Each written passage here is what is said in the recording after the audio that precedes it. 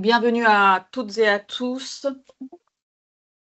Nous allons progressivement démarrer ce webinaire donc, dédié aux fondamentaux de la diversité, donc, qui va se dérouler jusqu'à 9h45.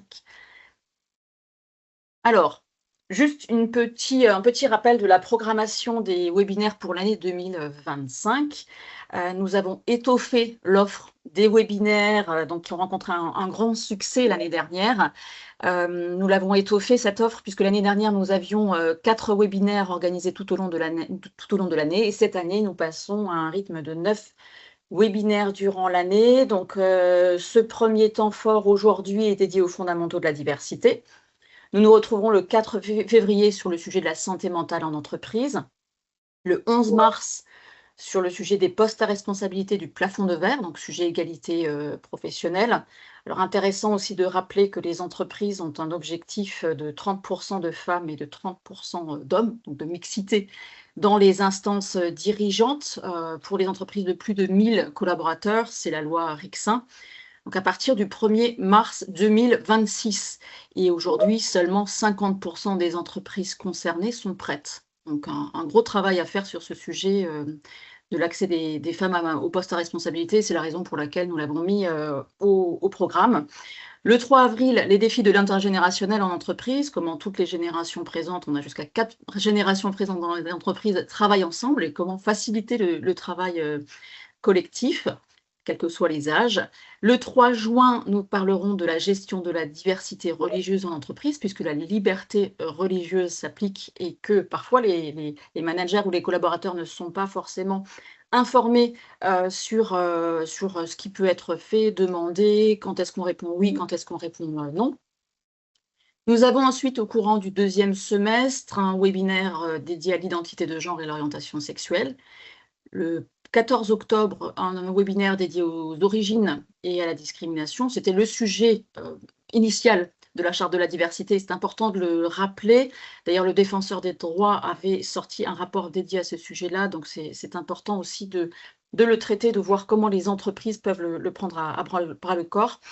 Le 4 novembre, nous nous retrouverons sur les sujets de neurodiversité en entreprise et le 2 décembre, encore une fois, santé mentale et ce jour-là, avec l'angle discrimination, comment les discriminations peuvent avoir un impact sur la santé mentale, sachant que le sujet de la santé mentale a été confirmé comme grande cause nationale pour l'année 2025.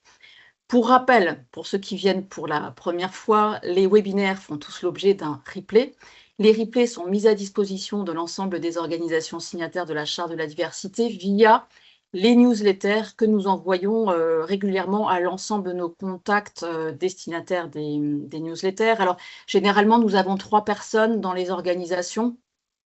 Lorsqu'il s'agit de PME, ça va être le dirigeant, le DRH et le responsable RH ou responsable diversité s'il y en a un. Quand il n'y a pas de DRH, ça va être le dirigeant et parfois quelqu'un au niveau administratif. Dans les plus grandes entreprises, nos contacts sont souvent les DRH, directrices diversité, parfois des responsables RSE.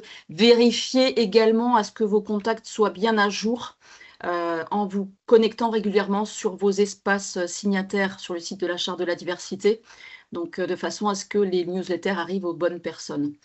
Les webinaires sont complétés aussi de fiches pratiques qui rappellent de façon synthétique tout ce qu'on se dit pendant 45 minutes. Et là, vous avez pour le coup un document qui peut être lu et transmis en interne. Alors, au programme de ce matin, sur notre temps de 45 minutes, donc on va parler de diversité, des concepts, des enjeux, pourquoi on y travaille. On va parler des origines de la discrimination et notamment des stéréotypes qui génèrent la discrimination. Et on a tous des stéréotypes, même ceux qui travaillent sur ces sujets depuis longtemps.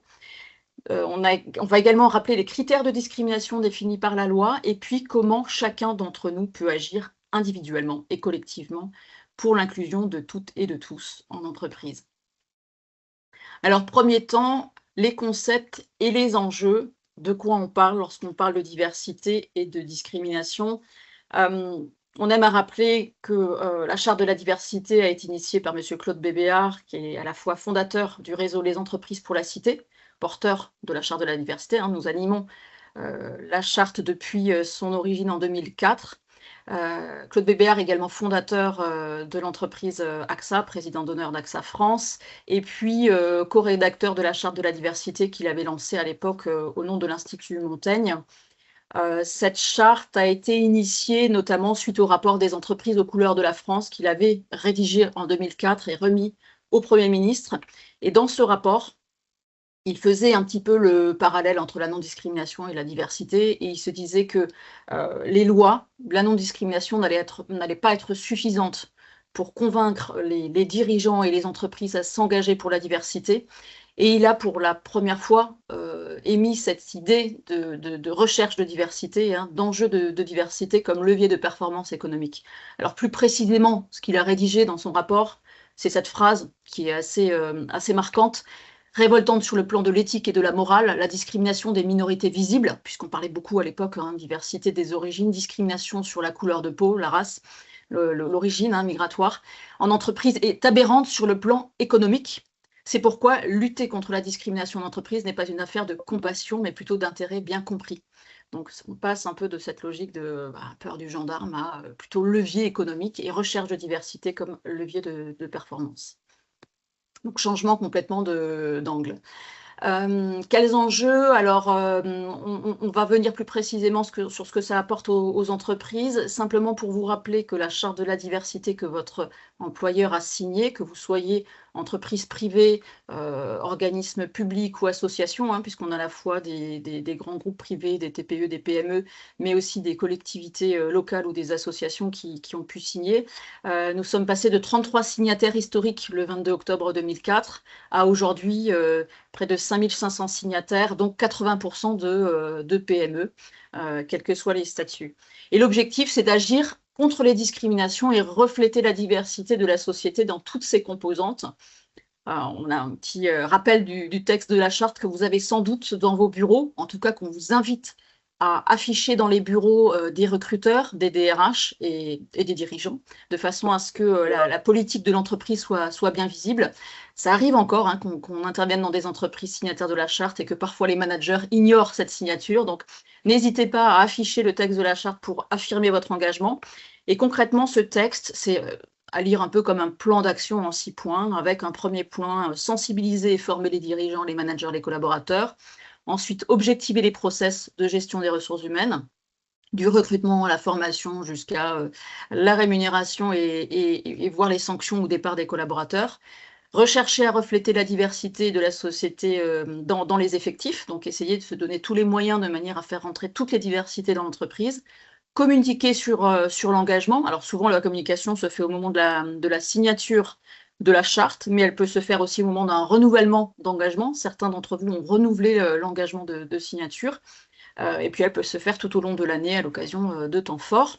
Également en faire un objet de dialogue social avec les représentants du personnel qui ne connaissent pas forcément toujours toute la finesse de tous les critères de discrimination. Donc c'est aussi les sensibiliser sur ce sujet-là et mesurer et inclure les résultats dans le rapport annuel. Nous accompagnons là-dessus les signataires de la charte à l'occasion de bilans diversité que nous organisons tous les 2 ans. Donc, pour ceux qui sont en charge de ce sujet dans vos entreprises et organisations, attendez-vous à ce qu'on vous sollicite au cours de l'année pour notamment une forme de reporting sur ce que vous faites. Nous sommes ce matin sur le premier point, sensibiliser, former les dirigeants, les managers et les collaborateurs. Hein. On a beaucoup de collaborateurs présents ce matin, donc c'est une forme de sensibilisation à ce sujet de diversité, de non-discrimination.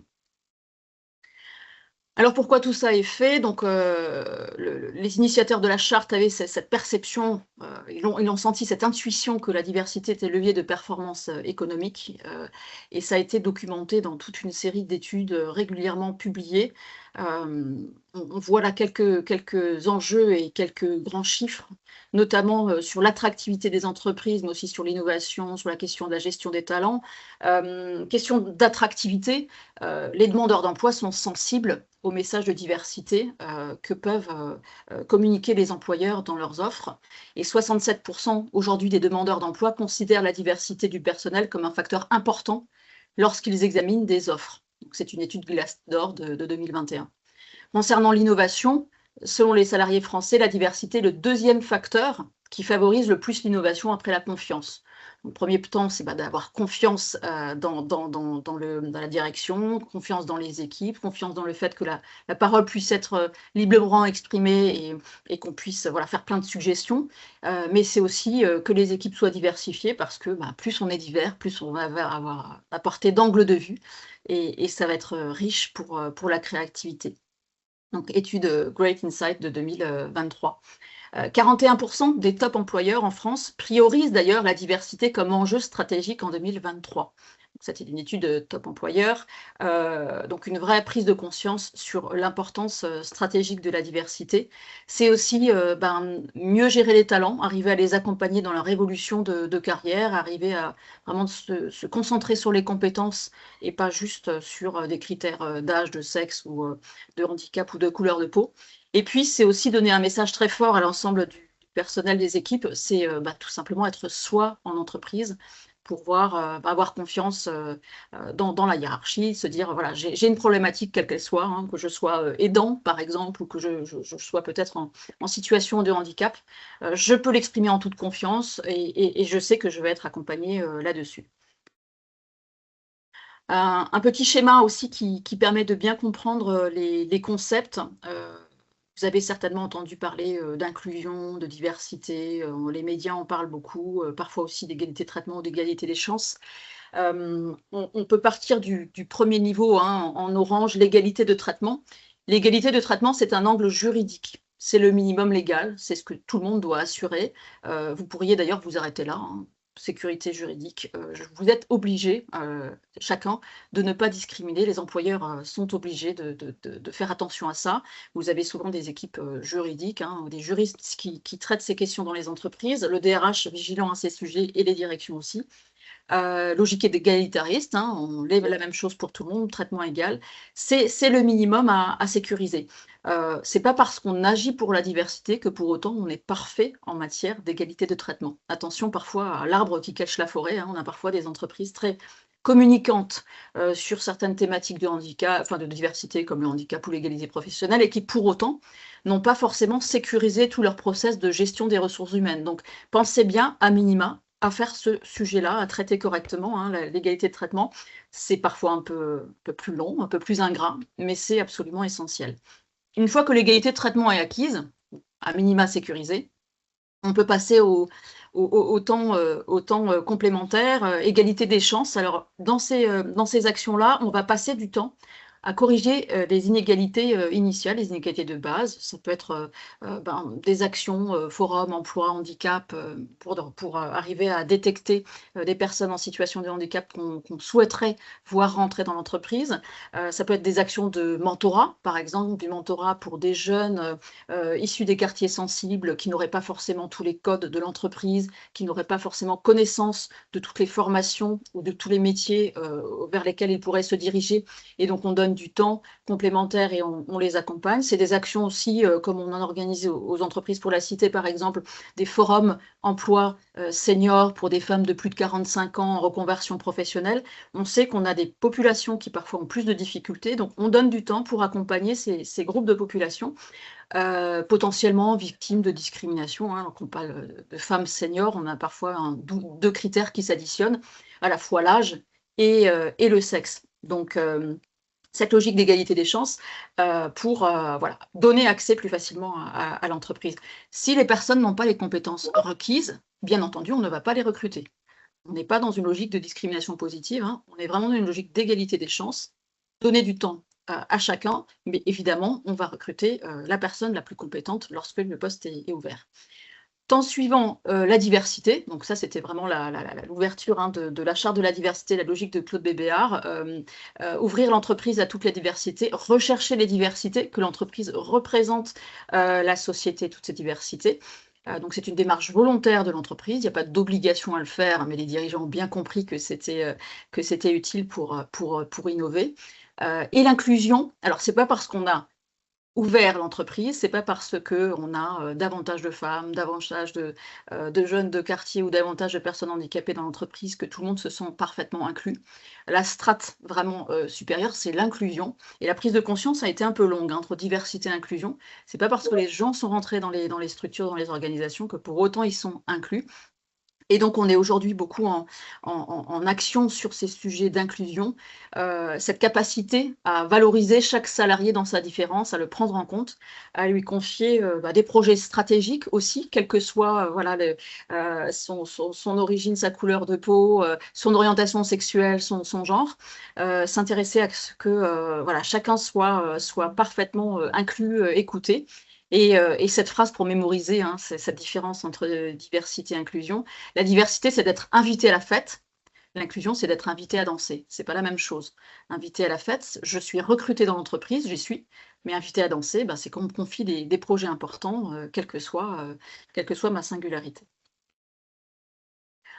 Un autre schéma que vous voyez souvent, sans doute sur les réseaux sociaux et qui permet un petit peu de mémoriser tout ça, logique d'égalité, hein, égalité de traitement juridique. Vous avez trois personnes, alors dont un enfant qui regarde un match et qui ont le même support de même hauteur pour regarder le match et il se trouve que le plus jeune ne voit rien parce qu'il est trop petit. Donc égalité de traitement, minimum juridique. Bon, il se trouve que lui, là, pour le coup, il ne voit rien, mais on a assuré l'égalité de traitement.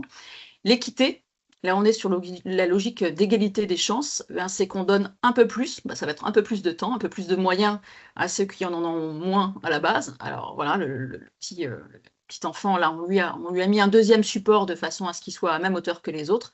Et inclusion, on a enlevé le panneau qui empêchait de bien voir le match et on est complètement inclus là, inclus dans le jeu. Donc symboliquement, vous voyez la différence entre les concepts.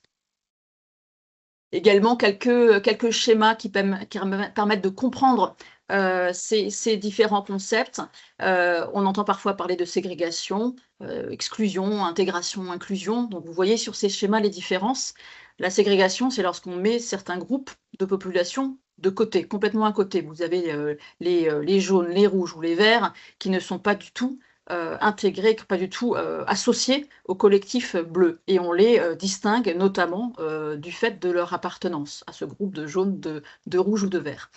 L'exclusion, c'est toujours ces individus qui ne sont pas intégrés, mais sans forcément qu'on fasse la différence par rapport au groupe auquel ils appartiennent. Toujours est-il qu'ils ne sont toujours pas dans le collectif. Dans l'intégration, les groupes différents sont rentrés. En revanche, ils ne sont pas encore inclus. Hein. Ils sont intégrés dans la structure, mais ils sont encore distingués parce qui peut les différencier. Ça peut être leur couleur de peau, ça peut être leur handicap, ça peut être leur genre, ça peut être leur orientation sexuelle, on ne sait pas, mais en tout cas, on marque encore une différence. Ils sont un peu mis à côté. Et puis l'inclusion, vous voyez qu'ici, chacun est associé totalement au collectif, avec des frontières du coup un petit peu plus mouvantes. Et puis, on va plus s'intéresser à ce qui nous distingue, mais davantage à ce qui nous rassemble. Donc un schéma également qu'on peut utiliser pour communiquer sur ces sujets-là et bien les comprendre. Alors, vous voyez ici de l'attitude la plus défensive à l'attitude la plus proactive, les enjeux de diversité, d'inclusion pour l'entreprise, de l'enjeu juridique d'égalité de traitement qu'on a évoqué tout à l'heure, le plus défensif, et c'est le minimum légal, c'est le minimum à faire, au plus proactif, la recherche de diversité comme levier de performance économique. Le minima, donc, c'est la sécurisation juridique.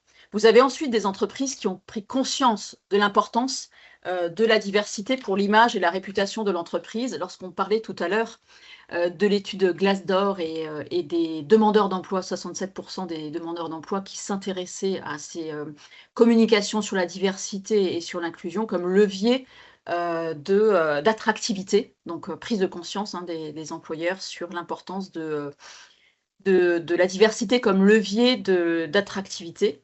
On a ensuite les enjeux de RSE, la nécessité de communiquer sur ce qui est fait en matière de diversité et de non-discrimination dans les rapports de responsabilité sociale de l'entreprise. L'enjeu de gestion des ressources humaines aussi, faire en sorte que chaque personne, chaque collaborateur, chaque collaboratrice soit accompagnée dans son évolution professionnelle au mieux par rapport à ses compétences, ses aspirations professionnelles, accompagné aussi sous forme de formation et d'évolution de carrière, de façon à être le plus performant par rapport à son potentiel.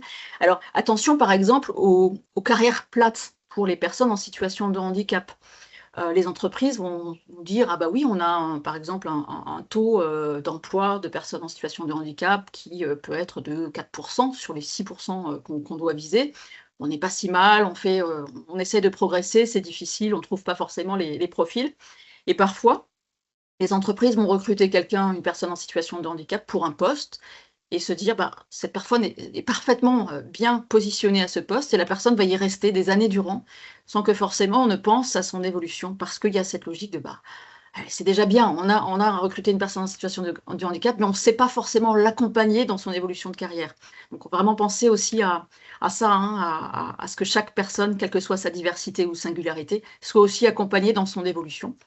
Et puis, donc dernier point, performance économique, hein, recherche de diversité comme levier de performance.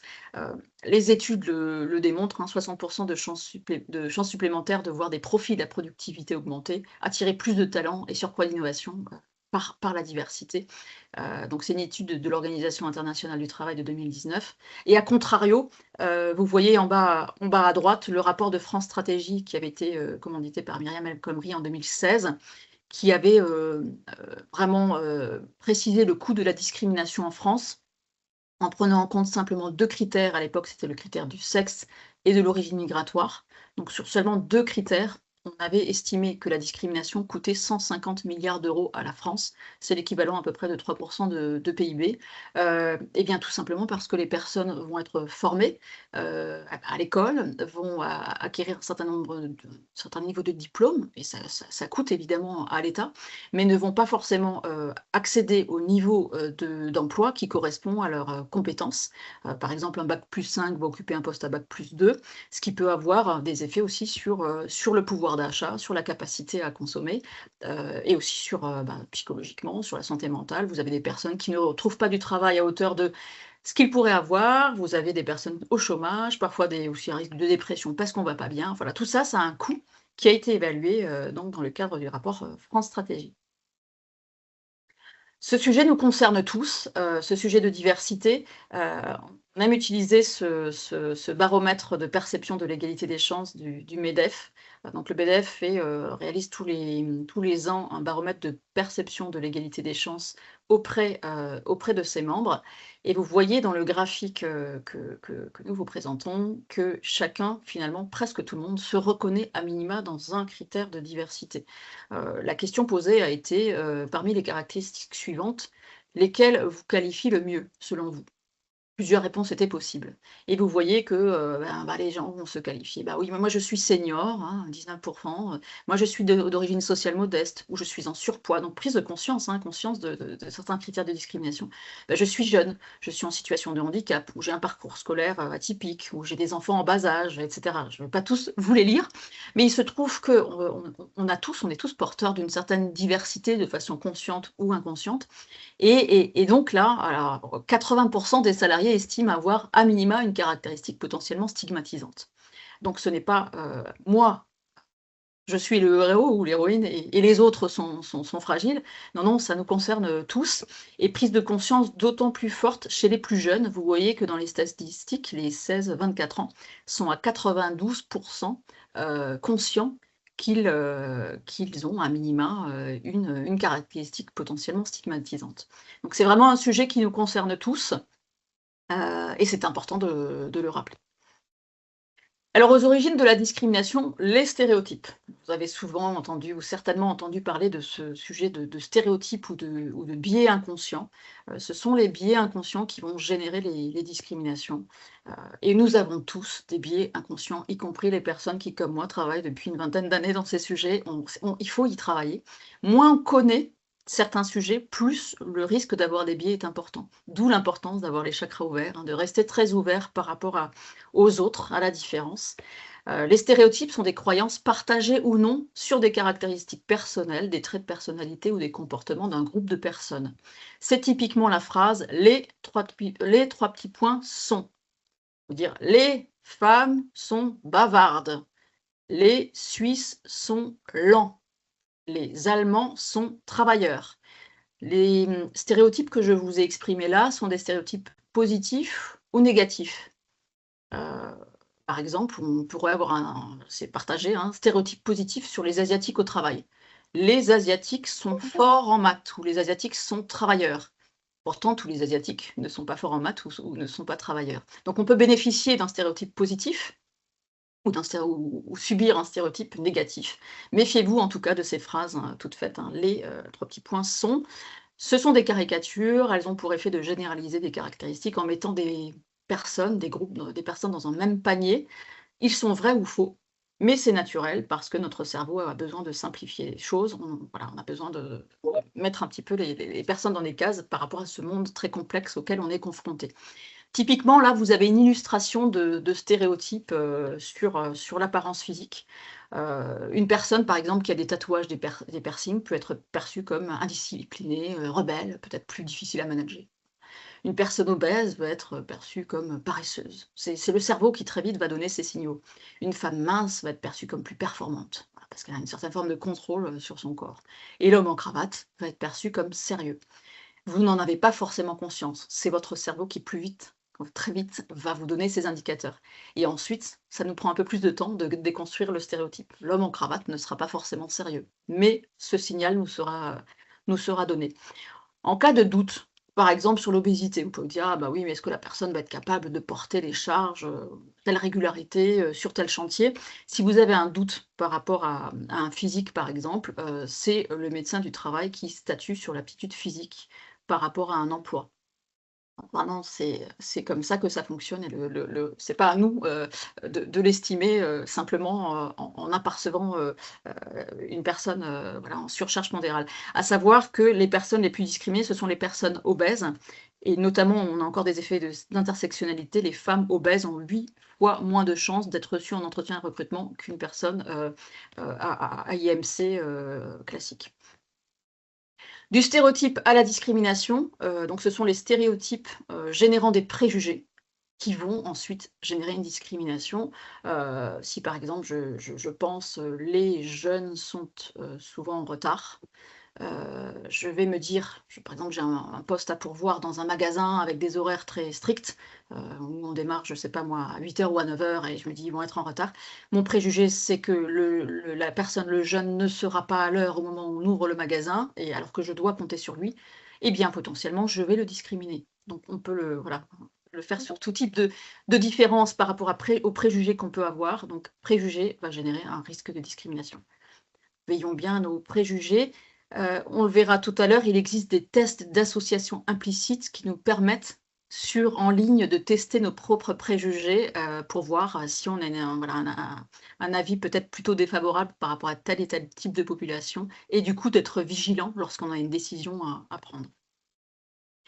Vous avez ici les visuels de la campagne, ADIA qui avait été diffusée, en 2003-2004. C'était l'une des premières entreprises à communiquer largement sur ces sujets de stéréotypes générant de la discrimination. Vous avez un jeune avec un bonnet noir, il est noir en plus, en sweat, voilà, classique, qui fait peur. Un monsieur, qui regarde un peu de travers comme ça, avec à chaque fois une phrase, hein: «Ce jeune est un casseur, cet homme est un obsédé, cette fille ne sait rien faire, il lui manque de bras, de mains, ce jeune est un drogué» et vous avez ensuite une petite phrase qui déconstruit ce stéréotype, parce que là, notre cerveau nous a donné des messages: «Attention, vigilance». Et bien ce jeune, la petite phrase, hein: «Ce jeune est un casseur d'idées reçues. Ne voyez pas un cancre alors qu'il enchaîne les heures de formation et les missions avec nous». Donc voilà, c'est, déconstruction de stéréotypes. «Cet homme est un obsédé», 3 petits points, «du travail bien fait». «Cette femme ne peut rien faire sans passion». Donc là, encore une fois, l'entreprise a déconstruit les stéréotypes. Ce n'est pas ce que vous avez pensé en la regardant. Pourtant, elle enchaîne les missions avec nous. Et ce jeune, le 4e, ce jeune est un drogué, 3 petits points, du travail.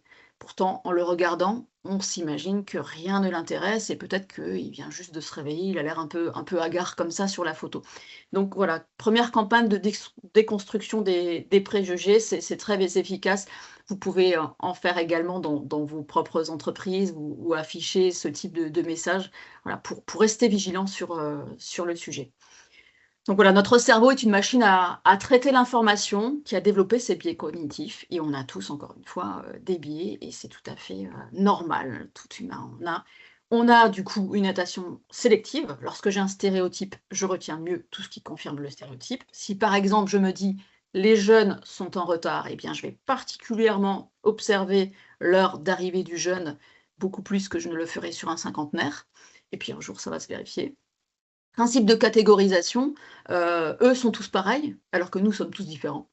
Voilà, donc plus on connaît, moins on aura de stéréotypes. Par contre, si je ne connais pas bien, je sais pas moi, les Turcs par rapport aux Français, je vais mettre les Turcs dans un panier, par exemple, pareil les Américains. Donc si on ne connaît pas, on va leur attribuer certaines, caractéristiques. Le choix de relations privilégiées aussi, on s'entend mieux avec ceux qui ont les mêmes stéréotypes que soi.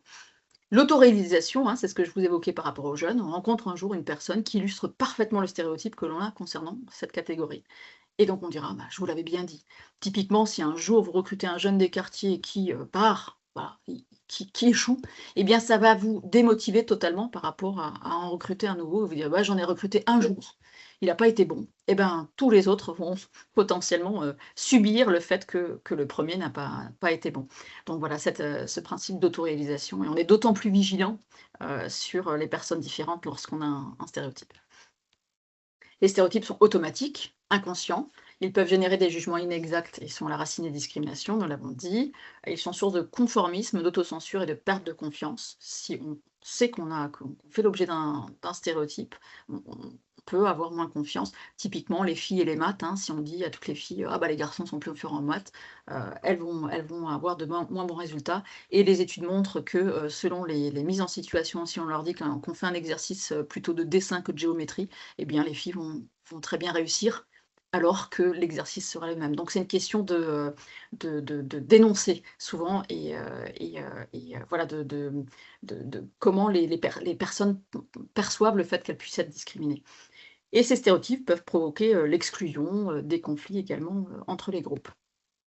Alors, pour sensibiliser, les équipes à ces sujets, nous avons, réalisé toute une série de, films d'animation, que je vous communiquerai ou qu'on vous communiquera via la newsletter.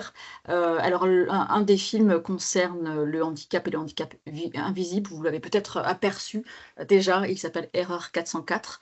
Un autre film d'animation concerne l'intergénérationnel et il s'appelle Bien cordial 3615, Bien cordialement. Et plus récemment, un film Chère équipe, a été conçu sur la question de l'orientation sexuelle. Donc ce sont des films dédiés aux salariés, des entreprises et des organisations, signataires de la charte notamment, qui sont également disponibles sur internet et qui permettent, voilà, de sensibiliser les équipes, au sujet des stéréotypes. Comment combattre ces stéréotypes? Eh bien, communiquer, alors en tant qu'entreprise, communiquer sur l'engagement, sensibiliser les collaborateurs aux stéréotypes comme on le fait là, lutter contre le sentiment de discrimination de chacun. Toute injustice n'est pas une discrimination. Vous avez parfois des collaborateurs dans les entreprises qui vont dire: «Oui, mais c'est pas juste, Pierre a eu une promo et moi je n'en ai pas eu». Oui, mais il se trouve que peut-être que Pierre était là à un moment donné, que Pierre l'attendait depuis 5 ans et voilà. Donc il y a des choses qui semblent, inégales ou injustes, mais qui peuvent s'expliquer. Donc l'important, c'est de communiquer et de voilà, travailler sur ce sentiment de discrimination. Et puis créer des situations professionnelles, donc d'échange et de coopération pour que chacun se connaisse, bien et puisse déconstruire ses stéréotypes. En tant que personne, également, prendre conscience de ses propres stéréotypes et les déconstruire. Tester ses propres stéréotypes, hein, je vous parlais des tests d'association implicite, les TAI. Vous pouvez, utiliser une barre de recherche sur internet et taper TAI. L'université de Harvard notamment en propose et voir quels sont vous-même vos propres stéréotypes de manière à mieux vous connaître et à y prendre garde. S'appuyer aussi sur les outils et les process, de l'entreprise pour objectiver vos décisions dans vos pratiques professionnelles, de façon voilà à bien traiter, chacun et toutes les équipes, autour de vous, quelles que soient, les singularités de chacun et créer un cadre favorable en veillant à l'exemplarité de son comportement et de son langage. Alors, on va passer sur la question du cadre légal et des critères de discrimination. On en a déjà évoqué quelques-uns. On a parlé notamment du sexe, de l'origine, du handicap, de l'âge. Dans les dernières statistiques du baromètre de discrimination du Défenseur des droits, donc qui a sorti un rapport en décembre 2024, c'était son 17e baromètre de discrimination, donc décembre 2024, on voit que ces chiffres de perception, enfin de victimes et de témoins de discrimination ont un peu évolué par rapport à l'année dernière. Aujourd'hui, 31% de la population active déclare avoir été victime de discrimination ou de harcèlement discriminatoire dans l'emploi. C'est plus élevé que le chiffre de l'année dernière, mais on voit que le défenseur des droits a fait un distinguo entre les moins de 50 ans et les plus de 50 ans. Les moins de 50 ans ont une perception ont été ont plus ressenti être victimes de discrimination que les plus de 50 ans. L'année dernière, on était à 23% au global. Il se trouve que les plus de 50 ans, donc les seniors, ont intériorisé les discriminations. Alors, ils sont peut-être moins sensibilisés dès le plus jeune âge et les ont aussi intériorisées, notamment les discriminations qui les concernent sur l'âge, avec un certain fatalisme en disant ouais, mais de toute façon, moi, j'ai 50 ans, j'ai 55 ans, on ne propose plus rien, plus de formation, plus d'évolution, et peut-être plus d'emploi si je suis candidat. Vous avez des demandeurs d'emploi assez fatalistes qui se disent bah ouais, mais je sais, je suis discriminé sur l'âge, ou alors qui disent de toute façon, je ne trouverai plus rien. Sur les critères, donc on a 31% de la population active qui déclare avoir été victime. Sur les critères, pareil, changement par rapport à l'an passé, avec le sexe qui repart en tête à 24%, l'apparence physique à 19%, l'état de santé 19%, la situation de famille 19%, l'âge 16%, jeunes qui passe avant senior, alors que la discrimination sur les seniors en fait est plus importante, hein, d'après ce qu'on voit dans les études, mais là, c'est sur le fait de le ressentir et de l'avoir déclaré. La nationalité est un sujet qui monte, c'est celui de la religion qui arrive à 15% dans la partie victime. Dans la partie témoin, donc la population active qui déclare avoir été témoin de discrimination, là encore une fois, on voit une différence entre les plus de 50 ans et les moins de 50 ans, 26% des plus de 50 ans, alors que 34% du reste de la population active déclare avoir été témoin de discrimination. Et sur les critères, c'est le critère de nationalité qui arrive en premier, celui d'apparence physique ensuite, l'état de santé, religion qui arrive à 24%, l'orientation sexuelle, le sexe, et ensuite l'âge, être perçu comme jeune ou senior à 17%. Donc intéressant voilà, de s'y attarder un petit peu, réfléchissez-y aussi dans vos propres contextes et dans vos organisations, comment tout ça est traité, et est-ce que vous travaillez au-delà des sujets peut-être de sexe ou de handicap, avec d'autres thématiques qui montent assez fort. Qu'est-ce qu'une discrimination? C'est le fait de traiter moins bien un individu ou un groupe d'individus dans un temps de la gestion des ressources humaines, dans une situation comparable, que ce soit au recrutement, au moment de la formation, de l'évolution de carrière, sur l'entretien individuel et jusqu'au départ du collaborateur. Et on peut avoir des départs sur motif discriminatoire. Donc c'est toutes les étapes, hein, c'est pas que le recrutement. Certaines entreprises nous disent oui, mais en ce moment je recrute plus, je peux plus travailler sur ces sujets-là. Ben non, c'est y compris, hein, c'est dans toute la vie de l'entreprise et dans tous les temps de gestion des ressources humaines. Donc attention à l'évolution de carrière et aux demandes aussi des collaborateurs d'évolution. Les 26 critères de discrimination, de notre cadre légal qui ont été définis par la loi du 16 novembre 2001 et confirmés en 2008. On a des critères également qui sont arrivés un peu plus tard, notamment le critère de lanceur d'alerte qui date du 21 mars 2022. On ne va pas pouvoir les détailler aujourd'hui et on n'a pas le temps suffisant, mais sachez qu'on organise également des formations sur ces sujets-là. Vous voyez qu'on est aussi large que donc l'origine qu'on a un petit peu évoqué. On a ces sujets de sexe, on a aussi le lieu d'habitation auquel on ne pense pas forcément. Tout le faisceau aussi d'opinion politique, philosophique, activités syndicales, convictions religieuses réelles ou supposées, les mœurs, l'orientation sexuelle, l'identité de genre, etc. L'état de santé. Donc toute une série de critères sur lesquels il faut être vigilant, donc ne pas prendre une décision par rapport à l'un de ces critères. Sur la base de ces 26 critères discriminatoires, la loi va interdire d'écarter un candidat d'une procédure de recrutement, de l'accès d'un stage ou à une formation, hein, qui dit je ne veux pas de senior. Hein, alors on voit pourtant que 75% des RH risquent de ne pas recruter un senior pour des questions d'âge, et encore une fois, les études le montrent. c'est un sujet sur lequel il faut travailler. Donc, c'est interdit de prendre des critères de discrimination pour écarter ou ne pas faire évoluer, ne pas former. Également sur la rémunération, la promotion professionnelle, la mutation, le renouvellement d'un contrat et jusqu'à la sanction ou le départ d'un collaborateur. Sont également condamnés l'injonction à discriminer. Par exemple, un client qui vous dit je ne veux pas de noir, je ne veux pas d'arabe, je ne veux pas de femme ou de personnes handicapées sur telle ou telle mission. Ça peut arriver par rapport à dans le travail temporaire, hein, l'injonction de discrimination adressée par des clients à des sociétés de travail temporaire. Donc attention, il faut refuser. Et le harcèlement discriminatoire, sachant qu'il suffit d'une seule occurrence lorsqu'un des 26 critères est évoqué pour que juridiquement ce soit analysé dans le cadre d'un harcèlement discriminatoire. Le défenseur des droits veille au respect de ces lois et va analyser chaque situation. Il est également là pour accompagner les collaborateurs et les entreprises. Hein. N'ayez pas peur non plus côté employeur de vous adresser au défenseur des droits pour poser des questions par rapport à des sujets sur lesquels vous travaillez. Et je pense notamment à l'origine. Vous pouvez tout à fait mettre en place des actions favorisant la comptabilisation de personnes d'origine migratoire pour y travailler et vous améliorer là-dessus et vous serez accompagné par le défenseur des droits. La discrimination concrètement, donc le défenseur des droits a mis en place toute une série d'outils à destination à la fois des collaborateurs, collaboratrices, des salariés et aussi des employeurs. Il rappelle dans une affiche et toute une série de publications les 3 éléments à avoir en tête lorsqu'on parle de discrimination. 3 éléments qui doivent être réunis pour identifier une discrimination réelle par rapport à une inégalité ou un sentiment d'injustice. Il faut à la fois un traitement défavorable d'une personne, en raison d'un des 26 critères qu'on a évoqués, et dans le domaine défini par la loi. Donc toute injustice n'est pas une discrimination. Hein. Le défenseur des droits reçoit toute une série de réclamations, mais toutes les réclamations ne sont pas forcément des discriminations.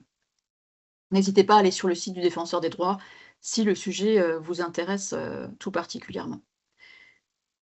Alors, comment agir collectivement et individuellement sur ces sujets-là? Eh bien, à chacun et à chacune d'entre nous de considérer chaque individu, ses compétences, son potentiel dans toute sa globalité et méfiez-vous de vos stéréotypes. Méfions-nous de nos stéréotypes. Également, soyez exemplaires dans votre comportement et dans votre langage. Attention aux blagues dans les entreprises. Souvent, c'est la dernière chose sur laquelle on n'arrive pas bien à travailler. C'est oui, mais en fait, on n'a plus rien de à dire, on ne peut plus rigoler, etc. Il se trouve qu'en France, les blagues sont souvent des blagues on se moque des autres et c'est souvent sur des motifs discriminatoires, les blagues racistes, sexistes, homophobes et j'en passe. Donc veillez à cette ambiance et ces tons dans les blagues. Vous pouvez tout à fait faire de l'autodérision et travailler là-dessus. Soyez aussi conscient que la diversité est un enjeu de performance individuelle et collective. Si les collaborateurs ne sont pas à l'aise dans l'entreprise, eh bien, ils vont être moins performants. Ils ne pourront pas être pleinement en confiance, pleinement être soi, et donc ils vont être moins performants. Si vous êtes manager, soyez équitable et transparent. Vous ne pourrez pas forcément promouvoir tout le monde tout le temps, mais soyez transparent dans les prises de décision. Soyez objectif en vous appuyant sur des outils et ne tolérez aucun écart quand vous sentez dans les équipes des personnes dire des choses, etc., discriminatoires. Ne tolérez aucun écart. En fonction des situations rencontrées, plusieurs types de réactions sont possibles. Elles peuvent varier en fonction du contexte. On ne dira pas forcément les mêmes choses aux mêmes personnes au même moment. Parfois, on recadre plutôt de façon individuelle, parfois plus collective. Ça dépend aussi de l'interlocuteur, de ses sensibilités. Elles peuvent permettre le rappel ou l'information sur les règles en vigueur, mieux comprendre aussi les règles et les accepter pour favoriser le respect. Et puis, elles favorisent le vivre ensemble dans un cadre de travail respectueux. Je vous parlais aussi d'affichage. Hein. Si vous affichez la charte de la diversité, ça peut susciter des questions des collaborateurs et du coup encourager la parole là-dessus. Différents types de réactions possibles, que vous soyez manager, responsable d'équipe ou collaborateur. Hein. Lorsque vous voyez une discrimination, vous entendez des choses, vous êtes témoin, vous pouvez interpeller directement en disant « Hop, carton rouge, ce que j'entends, c'est inadmissible, c'est discriminant ce que tu viens de dire, que ce soit par rapport aux femmes, par rapport au handicap, par rapport à l'origine, etc. » Vous pouvez aussi faire écho à la vie personnelle de l'auteur en disant « Mais tu aimerais qu'on fasse ça à ta fille, à ton fils? Est-ce que tu aimerais qu'on te fasse ça à toi ?» Donc ça, souvent, l'effet miroir, ça fonctionne très bien. Se désolidariser également, hein, se dire, voilà, moi je ne peux pas cautionner ça, non, tes propos t'appartiennent, ton comportement t'appartient, mais on ne peut pas cautionner. Rappeler la règle aussi, le droit, pas de propos homophobes en entreprise, c'est la règle, c'est la loi, hein, c'est ce qu'on a vu tout à l'heure. Vous pouvez répondre avec humour, les blagues sur le physique de bon matin, c'est toujours un plaisir, bof. Et adopter une posture explicative en expliquant, voilà, plus pédagogiquement, bah, tu sais, ça blesse les autres, ça me met mal à l'aise, et cetera. Ça nous met tous en inconfort, et cetera. C'est des choses qui peuvent être dites aussi de façon individuelle, pas forcément devant l'ensemble du groupe, mais c'est peut-être plus facile parfois à dire de façon individuelle. En tout cas, réagissez, quel que soit votre poste dans la structure, réagissez et ne laissez rien passer parce que ça peut tous nous concerner, quels que soient les motifs. On arrive au terme de ce webinaire. Merci à toutes et à tous pour votre attention. Je vous rappelle, hein, c'est la programmation qu'on vous a indiquée en tout début de webinaire. On va se retrouver très bientôt, le 4 février prochain, sur le sujet de la santé mentale, donc grande cause nationale, et comment chacun d'entre nous peut agir, qu'on soit représentant de l'organisation ou salarié. Le 11 mars, sur la question des postes à responsabilité de plafond de verre, avec encore une fois des objectifs forts apportés par la loi Rixin. Le 3 avril, sur l'intergénérationnel en entreprise. Le 3 juin, gérer la diversité religieuse, puisque la liberté religieuse s'applique dans l'entreprise privée. Le 1er juillet, identité de genre et orientation sexuelle. Le 14 octobre, origine et discrimination. Le 4 novembre, la neurodiversité en entreprise. Et le 2 décembre, la santé mentale sous l'angle des discriminations. Je vous invite, si les sujets vous intéressent, à noter d'ores et déjà les dates dans vos agendas. L'invitation du 4 février a déjà été envoyée. Nous vous inviterons tout prochainement sur les prochaines séquences. Important, les liens sont envoyés aux référents RH diversité via les newsletters. Voilà, n'hésitez pas à vous rapprocher de vos managers et RH pour obtenir les différents liens. Merci à tout le monde. Excellente journée et à tout bientôt pour un prochain webinaire. Au revoir.